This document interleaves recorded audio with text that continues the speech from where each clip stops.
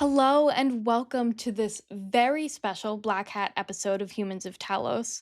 While I wish I could be there nerding out with everyone, I thought that it would be fun to recap some of my favorite takeaways from all the episodes that I've put out so far. It's been nearly a year since I've started this, and I have just learned so much from my fellow Talosians, and I hope that you have too.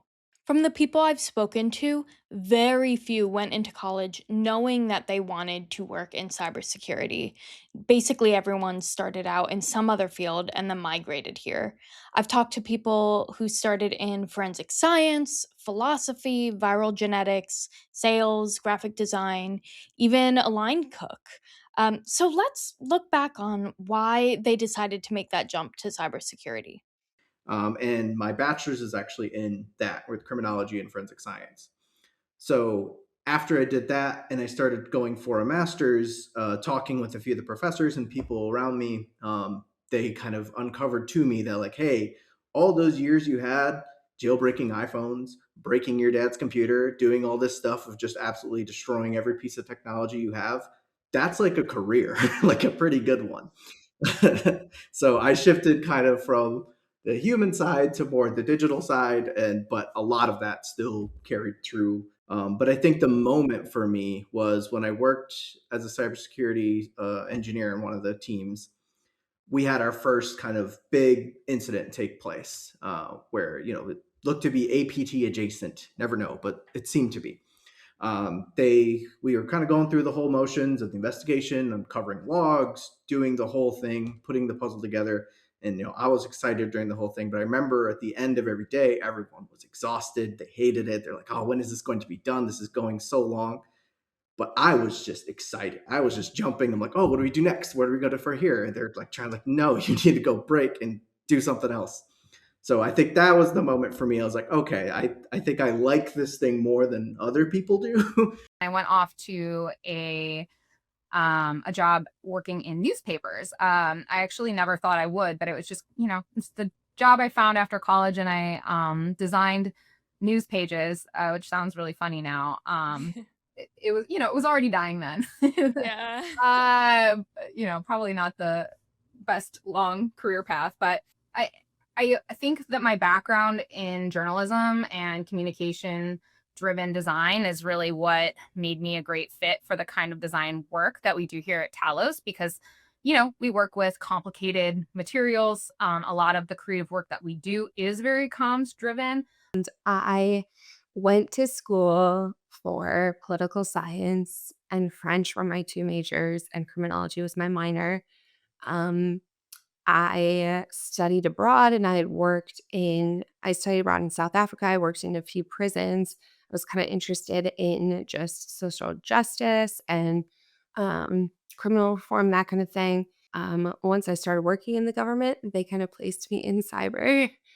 And at first I was like, "Oh gosh, this is definitely not what I wanna do." Like, I don't know anything about this. Um, but I always say, like, I could not be more grateful that I got, the education and the training in the cyber field.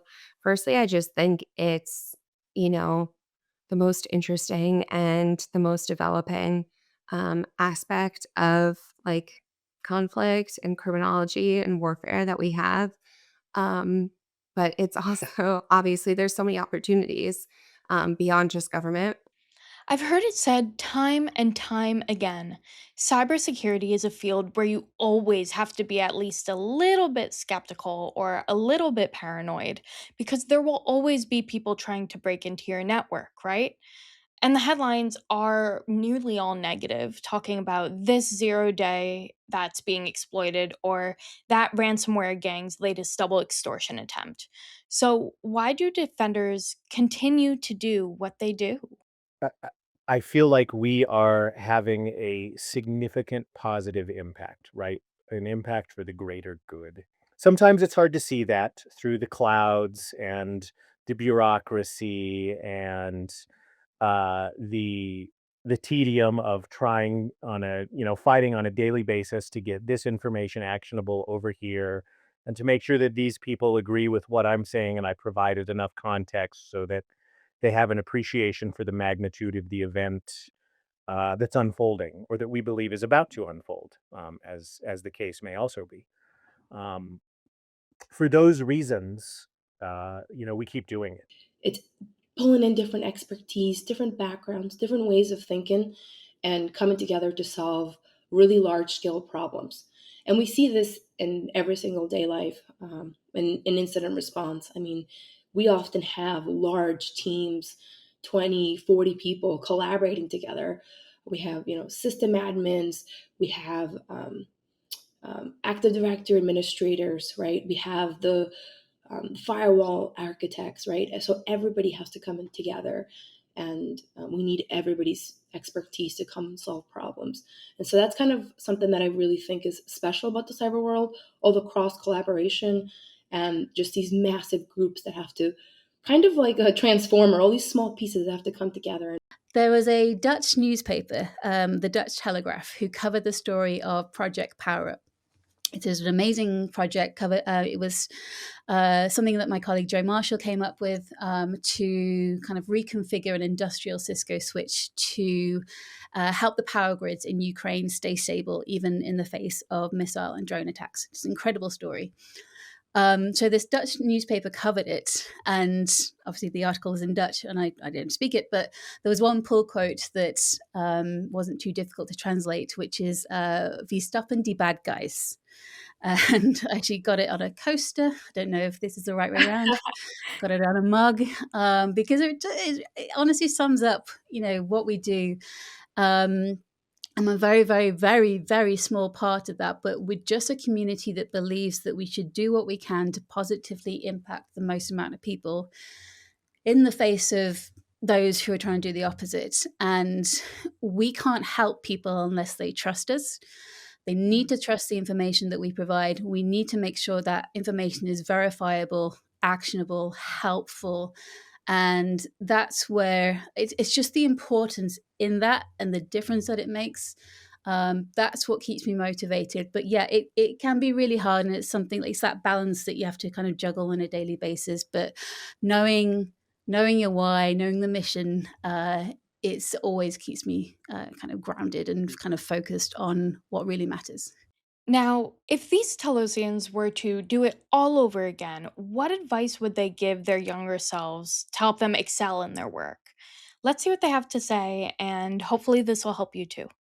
Communicating very technical things to non-technical people. Um, I think for me, there's this huge perception of if you're working in IT, you never have to deal with people. You're just dealing with computers all day. But it's pretty much the opposite. You actually deal with more people that not only are also technical, but a lot that are not. So it's probably more difficult than, say, working in finance or something like that. Um, so that's been a big thing I always push to for folks that ask me about it is, making sure you know how to explain something to someone that has no idea, what a domain controller is. Like, how do you explain the concept of logging into someone like that? The biggest thing that I took away when I went from running my business to working in a larger organization was folks are in different departments. They have competing priorities.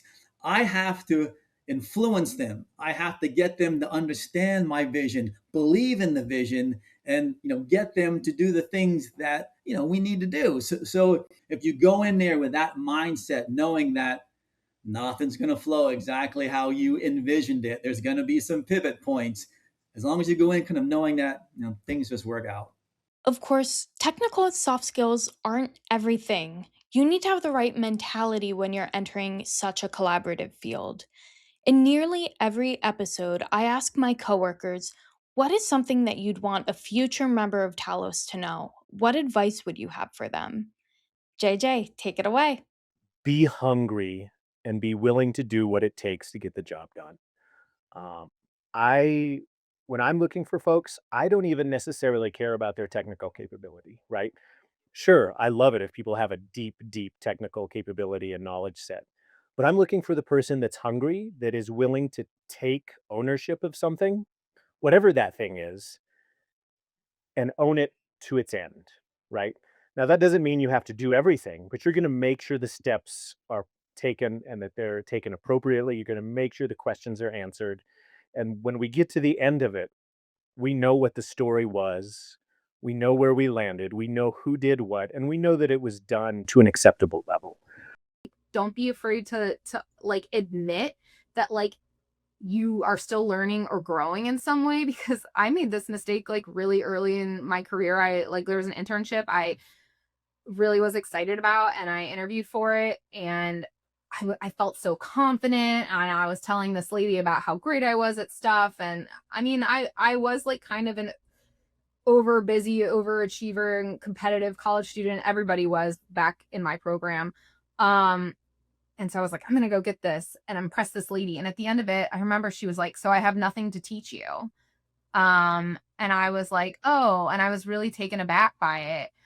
And she was looking for somebody to develop and grow. I don't know if I can say this, you might have to bleep it out, but don't be an asshole would be something else that I would also say. Yeah. The people that we work with are as generous as they are amazingly smart and talented. So sharing their knowledge, helping each other out, not mocking someone for not knowing something, you know, saying, you know, I don't have any experience in this, you know, can you help me? That is what Talos is about. So if you are only looking after number one, then probably don't join Talos. But if you do want to be part of something where everyone has your back, then yes. If I were to try and define the one thing that I'd want people to take away from Humans of Talos, um, never forget that who you are as an individual, your unique interests and background, all of that is your greatest asset. And as you think about your own career path, remember that the best defenders are the ones who never stop learning and always stay curious, both about the technical things, but also about other people, who they are, what their motivations are.